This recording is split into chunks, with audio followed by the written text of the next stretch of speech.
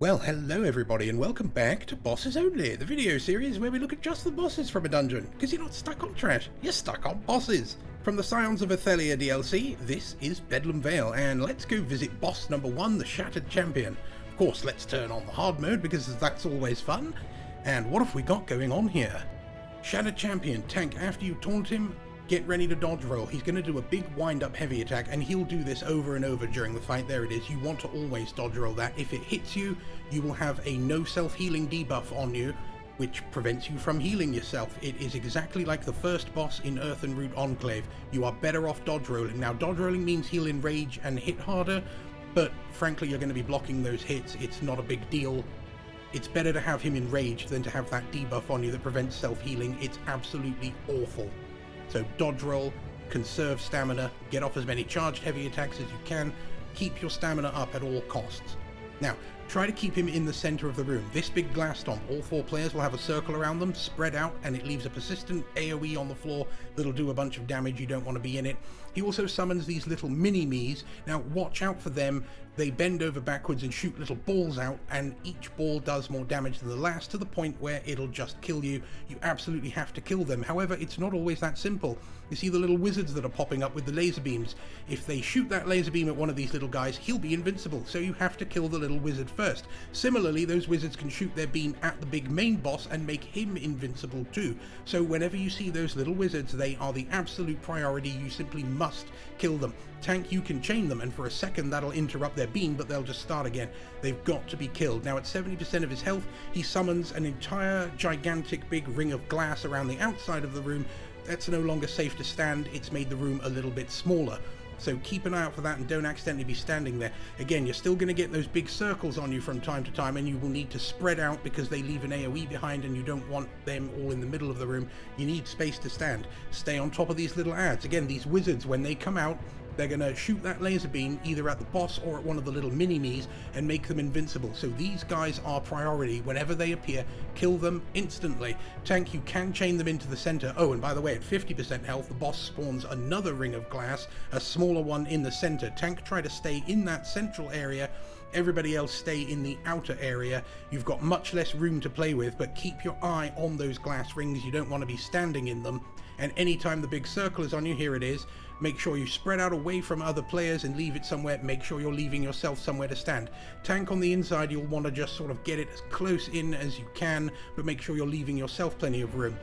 Don't forget, the little wizards, when they pop up, they are the most important thing. More important than the boss. Kill those wizards. Tank, if you can, chain them to the center so that they can get taken down in splash damage along with everything else.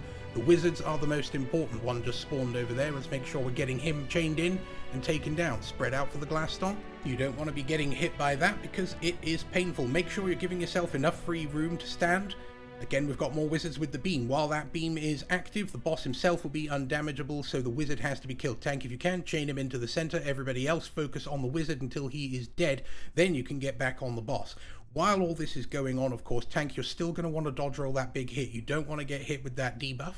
There it is. Just dodge roll if you can. If not, it's going to start absolutely decimating your health. Look up there in the top left. You can see how much it does. Fortunately, Blue Angel is a hell of a healer, and he's going to keep me alive through this. So at this point, you've basically seen all of the mechanics and how it works. Make sure you have clear ground to stand on. When the glass stomp is on you, get away from other players, put it somewhere out of the way, then move back into clear space. Wizards are priority. Remember, the wizard shoots a beam at either the boss or the little mini bosses, which makes them invincible. So kill the wizards, kill any minis, then work on the boss. But always, always, if you can, dodge roll the big hit, Tank, because if you get that debuff, it's a nightmare, and I'm not kidding, it's horrible. So dodge rolling is the best option. The boss being enraged isn't that big a deal. He hits harder, so what, you're blocking. Fantastic, he is dead. Let's loot our manganese, star metal, and of course our lockpicks. And we'll make our way to boss number 2. And turn on the hard mode, of course. So this is Darkshard. What have we got going on here? If you've ever been to Maelstrom Arena, there are some things that are going to seem familiar. So tank, taunt him, turn him away from the group. Watch this big circle that the boss does. He's going to shoot some little balls out at everybody. You'll want to break free. If you don't break free, you'll be charmed and compelled to walk into that circle where you'll take a bunch of damage. The boss is also going to do a big conal scream. You're about to see it here. And a second after he's done that, he'll do it at whoever is furthest away. You can see it there on the left. So tank, the thing with that, you need to dodge roll out as quickly as possible. As in the second you see the cone, dodge roll out, or you'll be snared and you'll take way more damage and it'll take forever to get out of that cone. At 80% health, the boss is going to go away, and out pops 𝕊𝕆𝕆𝒼, who you may remember from Maelstrom Arena. He's the first boss in there. He is going to summon some little copies of himself that pop out. They do different damaging attacks. You basically need to focus him down as quickly as possible. Don't worry too much about all of his little ads. They are going to keep coming throughout the rest of the fight, even after 𝕊𝕆𝕆𝒼 himself is defeated. So just focus on him for now. You can see that green smoky effect that's chasing 𝕃𝕀𝕂𝔼. That's an effect from the 𝕊𝕆𝕼 fight in Maelstrom Arena that you'll also have to deal with. Occasionally someone will get targeted and chased. You just have to stay out of it.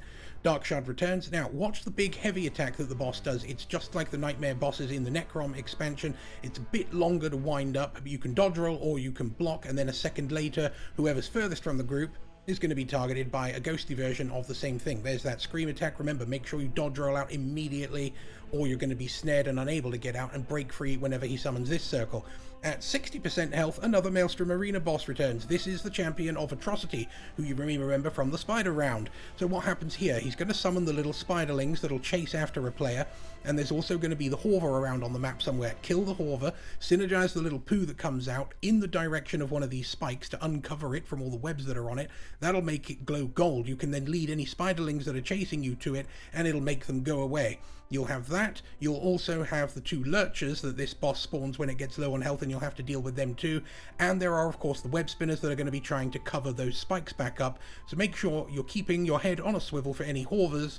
Immediately kill them. Aim your reticle at one of the spikes covered by a web and synergize to uncover it. If you can uncover all of them, you'll get the big stun, just like in Maelstrom Arena, but it'll apply to any boss that's currently active during this fight. Let's get rid of those lurchers and finish off the champion of Atrocity, and then Darkshard will return for another round. Now constantly keep your head on a swivel throughout this fight for the Hovers so that you can uncover spikes, but also for the wispy smoky thing from 𝕊𝕆𝕼 that'll be chasing people, 𝕊𝕆𝕼 clones, spiderlings and web spinners. All those things are going to be persistent throughout the rest of the fight. Darkshard returns and we get to damage him a bit more, but we're still going to have spiderlings and 𝕊𝕆𝕼 clones to worry about as well. Your main priority though should be the Darkshard. Stay focused on him. Remember the big smack that you can dodge roll, the big circle that you need to break free from so you don't get sucked into it, and the big scream that you need to dodge roll out of immediately. Now once you get the boss down to 40% health, he'll do another disappearing act and out pops the Argonian Behemoth, and yes, he is exactly as bad as you remember from Maelstrom Arena. Along with him are the Venom Callers, who are those Argonian ladies that pop up and pray and make all the flowers that are around the room expand and explode. If you're in one of those explosions, you're going to get a horrific poison debuff on you, and you'll need to run to one of these pools like the one you can see on the right here to cleanse it. On top of that, you're still going to have the 𝕊𝕆𝕼, the many clones, the spiderlings chasing a random player, the web spinners trying to cover up spikes. It's all going to be happening. Fortunately, we've managed to uncover all 5 spikes and get the big stun on the Argonian Behemoth, so we pretty much can just beat on him for free now. If we had done that a bit later, the big stun would have applied to Darkshard. It's worth looking for those Hovers and uncovering those web-covered spikes. So with the Argonian Behemoth dead, Darkshard is back, and it's the final phase of the fight. At this point, we've got spiderlings, we've got 𝕊𝕆𝕼 clones, and we've got the poison happening. On top of that, we've still got to deal with Darkshard doing the big heavy smack, which you need to get out of the way of or block at the last second, and just like here, it does it a second later to whoever's furthest away, and that will be you if you got poisoned and had to run to a pool or something. The big scream cone attack, make sure you're dodge rolling out of it, or as you see here, you'll get snared and you'll be virtually unable to get out of it. So make sure you get out of that cone. It's quite awful. We've got a res coming up here, so it's not too big a deal. But there you go. Those are the consequences of not immediately dodge rolling out of that cone, and that shows just how bad it is. We've been hit by poison, so again, we've got to look for a cleansing pool. Ooh, and he is dead. Very dank. Let's go loot our star metal, or a chalcum and manganese, and lockpicks, of course, and let's make our way, not to a boss, because there are no side bosses in this one, but there are these puzzles, which are just like the old matchstick puzzle you might remember, or anyway, your granddad definitely will remember. Remove a certain number of lines to leave a certain number of squares. I've drawn some X's on the lines you need to remove for each puzzle. These are all the solutions I could find. There might be more. Just use your pause button. Anyway, let's turn on hard mode for the final boss, the Blind. What have we got going on here? A lot, actually, a whole hell of a lot. There's all kinds of mechanics going on in this fight. So, to start with, as always, tank, taunt him, turn him away from the group. Now, the rest of the group really needs to pay attention to where the tank is standing, because he's going to have to move a lot during this fight. And as you can see, almost every smack this boss does is a cleave. It'll hit everyone in the cone in front, so you can't be too near to the tank. Now, Malediction, you've just seen it there. All 4 players will get targeted. There'll be a circle which slowly fills up underneath your feet. You need to spread out, block, and then move away from it, because it leaves that persistent pile of glass on the floor which does a bunch of damage. You don't want to be standing in it. Just get away from everybody else, drop it, and go back to where you were. Again, try not to be standing on the same side as the tank, because every little smack is a cleave. Malediction again, this is going to happen over and over. As soon as one circle disappears, a new one starts appearing on players, and you need to spread out.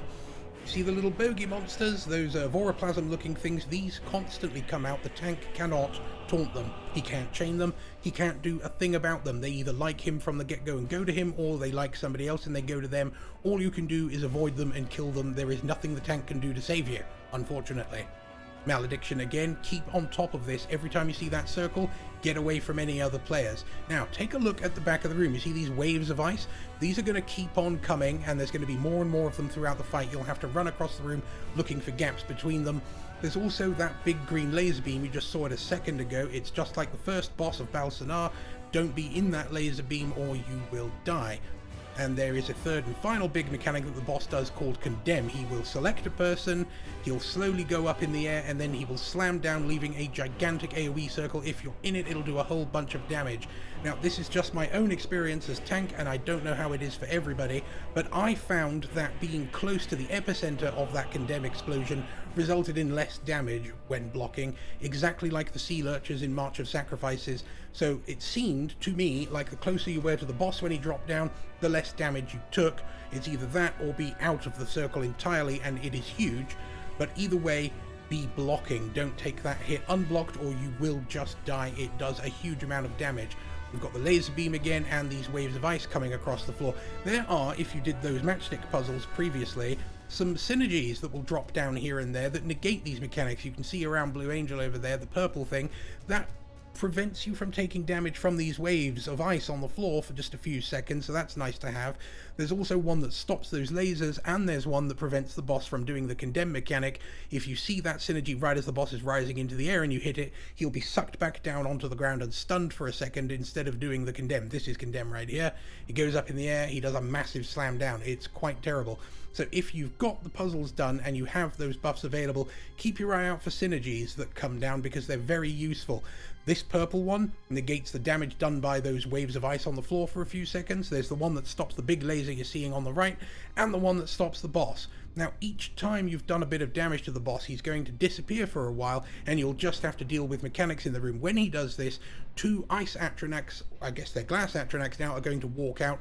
They walk about halfway into the room, then they become damageable. A tank can taunt them both, you just need to kill them as quickly as possible, and then the boss will return. Again, keep your eye out for those bogey monsters, because the tank can't do a thing about them. They go wherever they like.